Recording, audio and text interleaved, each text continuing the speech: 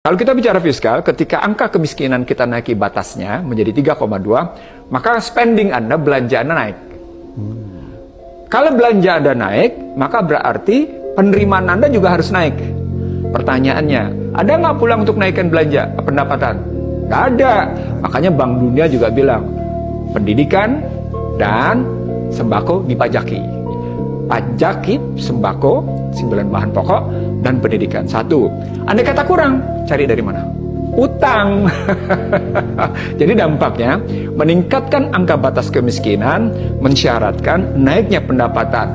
Tidak terpenuhnya pendapatan berdasarkan tax ratio yang sekarang cuma 10,38, mengakibatkan akan meningkatnya hutang. Suka tidak suka, 2024 akan ada kenaikan pajak, penerimaan perpajakan. Sembako dan pendidikan dipajaki. Kurang, Anda mesti ngutang.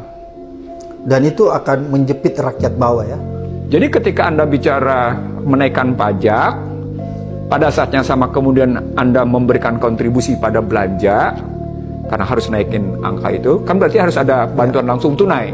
Tapi pada saat yang sama juga Anda ambil pajak dari rakyat kecil, dari berbagai sektor, termasuk sektor hajat hidup orang banyak, maka yang terjadi apa yang saya sebut sejak 2015, yang saya sebut sebagai penurunan daya beli, yang diikuti dengan yang namanya inflasi.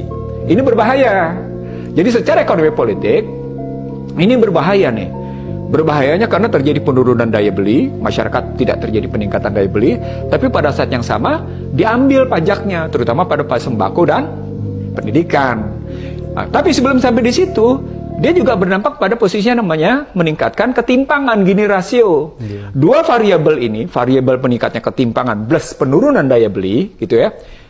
Dalam kajian saya di institusi penegak hukum, saya ulang, dalam kajian saya di institusi penegak hukum, Anda berhadapan dengan meningkatnya kriminalitas. Pada saat yang sama, Anda sedang mengancam keutuhan rumah tangga yang pendapatan ekonominya di bawah kewajaran, di bawah batas kemiskinan. Ributlah sama suami istri. Sang istri bilang, gimana kita makan aja nggak punya. Si suami bilang, saya susah mencari uang. Ribut mereka. Maka meningkatlah perceraian. Tuh, sampai kayak gitu dampak. Utang najis itu utang yang menghancurkan nilai-nilai kemanusiaan. Utang-utang yang sesungguhnya berbau kejahatan. Utang yang sesungguhnya berhadapan dengan konstitusi, menabrak konstitusi. Jadi odious debt atau utang najis itu adalah utang yang menimbulkan penderitaan kemanusiaan. Contoh sederhana, ketika Anda memberikan pinjaman untuk ngebangun sesuatu tapi menimbulkan penderitaan pada masyarakat luas, itu nggak boleh. Itu nggak boleh. Utang kemudian malah menimbulkan menurunnya nilai kemanusiaan, itu nggak boleh. Dan itu banyak kejadian.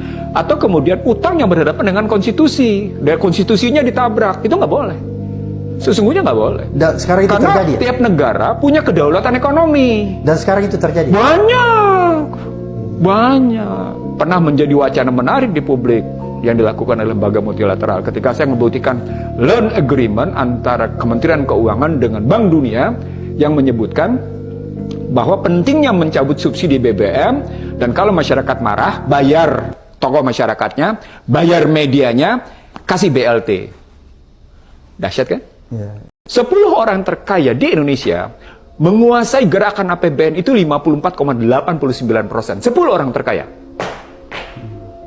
Ketika saya masuk ke 15 orang terkaya di Indonesia dalam jumlah harta yang mereka miliki, saya adu dengan jumlah APBN, dan jumlahnya bukan 54,89%, dia menembus angka 62%. Selesai di situ. Saya pindah sekarang ke pembiayaan infrastruktur. Infrastruktur periode 2020 sampai dengan 2024. Itu pun 62% dikuasai oleh swasta. Apa poinnya? Ketika keuangan dikuasai oleh yang namanya tadi orang kaya, infrastruktur 62% dikuasai oleh swasta. Bukankah itu berarti penguasaan barang dan jasa pada swasta? Dan apa perburuan swasta? Profit. Tidak peduli, nggak ada urusan masyarakat. Profit taking. Karena itu memang Tuhannya, itu memang dewanya. Dan mereka capital accumulation. Apa poinnya? Greedy is good.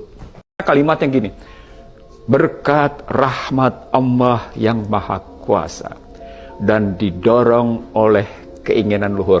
Jadi Anda berkuasa ketika Anda menjabat sebagai ketua KPK. Ketika saya menjabat, apakah saya di eksekutif atau di legislatif, maka saya berpendapat itu berkat rahmat Allah. Bukan karena saya dikasih jabatan oleh presiden, bukan saya dikasih jabatan oleh atasan saya, bukan.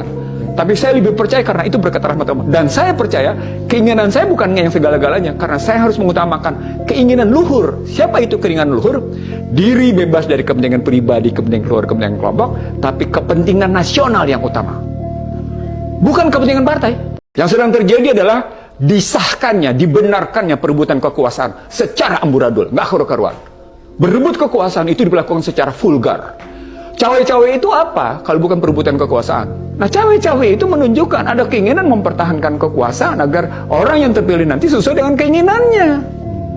Dengan berbagai macam upaya. Sekarang pertanyaannya, dalam perspektif nilai Anda sebagai pejabat, di mana Anda sebagai kepala negara, gitu ya, itu realitas etikanya, realitas moralnya benar apa enggak gitu pertanyaannya. Saya kira Joko Widodo jujur bahwa dia cawe-cawe.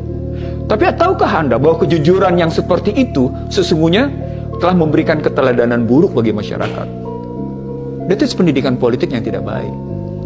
Kenapa? Karena tiap kebijakan, tiap tindakan para pejabat pada hakikatnya adalah keteladanan. Cuma tinggal kita bilang apakah keteladanan yang baik atau keteladanan yang buruk. Tinggal pilihan di Anda, bukan di saya.